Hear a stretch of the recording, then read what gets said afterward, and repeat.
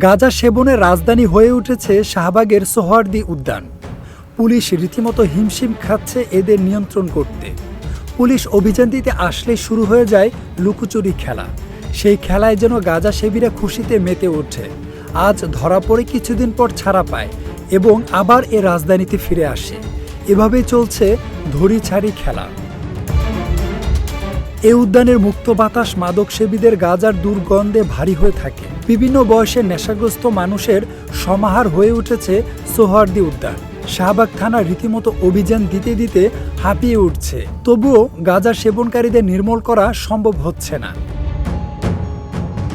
গাঁজা ব্যবসায়ীদের সেরা খদ্দর হলো বিভিন্ন কলেজ বিশ্ববিদ্যালয়ের শিক্ষার্থীরা। অবস্থা এমন হয়ে উঠেছে, সোহরাওয়ার্দী উদ্যান হয়ে উঠেছে গাঁজা সেবনকারীদের তীর্থস্থান। দিনে কিংবা রাতে এখান দিয়ে হেঁটে যাওয়াই আতঙ্কের বিষয়।